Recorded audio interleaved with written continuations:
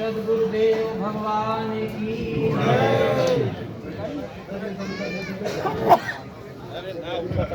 जाके करो नहीं क्या, थोड़ा सा सुन ले। ये आपके हित की बात है। बैठो, फिर बहुत मिलेगा, सब कुछ मिलेगा। महासती मदालसा एक हुई है माता मदालसा, राजकन्या थी। जब कन्या सयानी हो गई तो राजा को शादी की चिंता हुई। तो उसने कहा मैं शादी नहीं करूंगी, मैं भजन कर रही हूँ, आजीवन भजन ही करूंगी। लेकिन माता पिता की चिंता अपनी जगह पर होती है, हर जगह के प्रस्ताव बराबर आते रहे। तब बोली ठीक है, पहले मैं बात करूं, जो मेरी शर्त को मान लेगा उसी से शादी करूंगी। तो जहां मदालसा से बात हो, सुनाई दे रहा है जी महाराज। ठीक ठीक बोलो। जहां मदालसा से बात हो तो श्री राजा साहब, राजकुमार साहब रथ लेकर धुन दबाकर भागे वहां से। पश्चातों भाग गए। बोले कहूं तो जादू मार देती है, भागे जमीन नहीं मिलती। हो क्या गया, एक राजा ने उसकी शर्त को स्वीकार कर लिया। अधेड़ था राजा।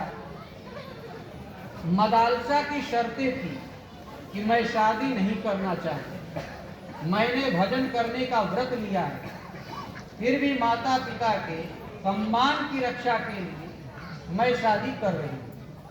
एक शर्त पर कि जो भी लड़का पैदा होगा उस पर पिता का कोई अधिकार नहीं, उस पर मेरा अधिकार है, मैं जो चाहूं कर डालूं। और जिस दिन इस शर्त का उल्लंघन करोगे उस दिन मैं आपका परित्याग करके जंगल में चली जाऊंगी। राजा ने स्वीकार कर लिया। मदालसा बहुत होनहार तो थी, बुद्धि विचार से होनहार न होती है, चमड़ी पे नहीं। राजा ने सोचा जब इतनी विवेकशील है तो देखा जाएगा। एक एक करके 3 लड़कों को जंगल में भेज दिया, 4 लड़के थे। तो बचपन से ही होश संभाले, कमंडल उठाए, लड़के पकड़ ले जंगल और भजन कर। राजा साहब हो गए वृद्ध। मंत्रियों से किया परामर्श कि रानी साहब को इतनी ज्ञानी है कि सबको लिखा पढ़ाकर भेज देती है वन जंगल। आखिर इस विशाल साम्राज्य का उत्तराधिकारी कौन, इसे देखेगा कौन? तो इस बार जो लड़का हो उसे आप छुड़ा लीजिए। राजा बोले छुड़ा तो लूंगा, रानी साहब मेरा परित्याग कर देगी, शर्त के अनुसार मेरा वचन भंग हो जाएगा, मैंने वचन दिया है। मंत्री बोले इस राष्ट्र की भलाई के लिए आप वचन ही भंग करिए। रानी साहब चली जाएंगी तो क्या होगा, बुढ़ौती आ गई, आप भी भजन करिए। जहां लड़का जन्मा तो राजा पहुंचे नामकरण के दिन, लड़के को उठा लिया। रानी बोली आपने वचन दिया है। राजा बोले महारानी साहब हमने वचन अवश्य दिया है, लेकिन मैं विवश हूँ, एक विशाल साम्राज्य का उत्तराधिकारी तो चाहिए मुझे। रानी बोली ठीक है। एक तावीज में अपना उपदेश लिखकर भर दिया, लड़के के गले में पहना दिया, और जो वयोवृद्ध मंत्री थे उनसे कहा कि जब यह राजकाज संभाल ले, जब भयंकर आपत्ति आए, इसके प्राण बचाने का कोई भी रास्ता न दिखाई पड़े, उस समय यह ताबीज पढ़कर सुना देना। महारानी मदालसा जंगल में कुटीर बनाकर भजन करने लगी। राजा ने भी लड़के को राज्य दिया, भागा, दूर कुटिया बनाकर वह भी भजन करने लगा। महारानी मदालसा से 2-3 किलोमीटर की दूरी पर। अब लड़के की 25 साल करीब उम्र हो गई, राजगद्दी पर अभी तो बैठा ही था। समाज में उसका बड़ा आदर था, कि महारानी मदालसा का लड़का अलर्क राजा है, लेकिन जो 3 भाई जंगल में थे उन्होंने कहा कि माता जी की प्रतिज्ञा थी कि मैं नरक भोगूं तो भोगूं, मेरे खून से उत्पन्न मेरा लड़का नरक न भोगे, मोक्ष प्राप्त कर ले, इस शरीर से भगवत स्वरूप को प्राप्त करे और स्थिति पाए। हम लोग तो पार हो गए, वह सभी परमहंस हो गए थे, बाल्यकाल से ही भजन में लग गए, उनके संसार बीच में आया ही नहीं, पहले ही पहुंच गए। बोले एक नरक में पड़ा है माता जी की इच्छा के खिलाफ, चलो इसका भी घर सुनाया जाए। तो सब रिश्तेदार ही तो थे, राजा महाराजा चारों तरफ, सबको बुलाया, बोले इस मदालसा के लड़के पर हमला करो। तो वे राजा लोग बोले महाराज आप हमारा राज्य भी ले ले, मदालसा के पुत्र पर हमला करने की हम लोगों की हैसियत नहीं है। तो वे महात्मा लड़के बोले हम लोगों का आदेश है, पाप पुण्य हमारा।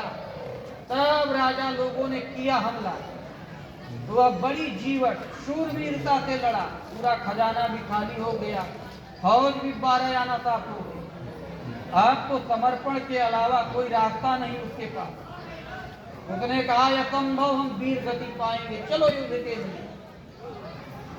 तब मंत्री ने कहा आपकी माता जी महान विदुषी थी, महान ज्ञानी थी, उन्होंने एक ताबीज आपके गले में बांधा था, कहा था कि जब महान संकट पड़ जाए, जब जीने का कोई तरीका न बचे तब यह पढ़ा दें।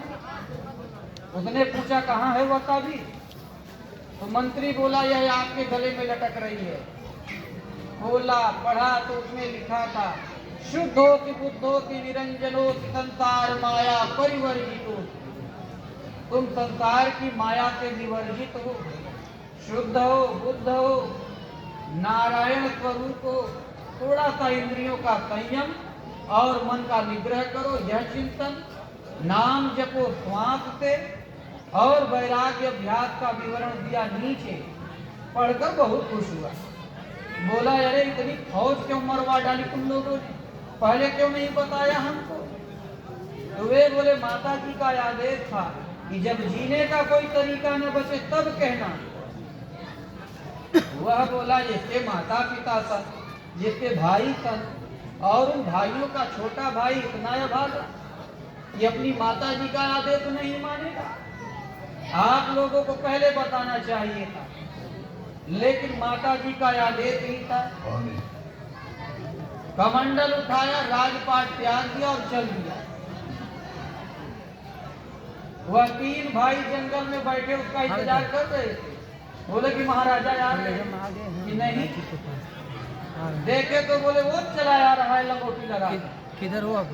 आया जब तो उसके सिर पर प्रेम से हाथ फेरा, उठा लिया गोद में हम बैठे और हैं। सांस लेकर चल। हम बैठे हैं, एकदम आगे बैठे। और राजाओं हमलावरों से कहा कि आपके राज्यों में अकाल भी पड़ जाए, लेकिन मदालसा के क्षेत्र में अकाल नहीं पड़ना चाहिए। इस जिम्मेदारी का निर्वाह करना। हमलावर 5-6 थे, 6 नरेश थे। बोले सबकी जिम्मेदारी है कि मदालसा के राज्य में जनता को कष्ट न मिले। तो इसलिए पुत्रवती जुबती जगत होई, रघुपति भगत जातु सुत होई, नतर बांझ भली बादी बियानी, राम विमुख सुत ते हित जानी। जगत में वही युवती पुत्रवती है जिसका पुत्र भगवान का भक्त है। यदि वह राम से विमुख है तो वह बांझ ही भली है। लक्ष्मण को माता सुमित्रा ने यही उपदेश दिया था। पति को तो तिनके की तरह त्याग दिया महासती मदालसा ने, चिता में जल गई मातृ वह पति ही नहीं। वेद व्यास ने महाभारत में उसके लिए कहा कि उसने अत्यधिक मोह के कारण चितारोहण कर लिया। वास्तव में महासती की कुंती, महासती की द्रौपदी, इसलिए सत्य के प्रति जिसकी वृत्ति जुड़ी है वही सती है। भजन शरीर नहीं करता, शरीर एक मकान है, इसके अंदर स्टोर रूम की लगन जागृत हो जाती है। वह लगन जब सत्य वस्तु है आत्मा मिथ्या जगत प्रकार परमात्मा से संयुक्त हो जाती है, वह लगन तो वेदना जागृत हो जाती है, तड़प पैदा हो जाती है प्राप्ति के लिए। तब वह गति। एक और भी बहुत कुछ है, लेकिन अब सब लोग प्रणाम करो।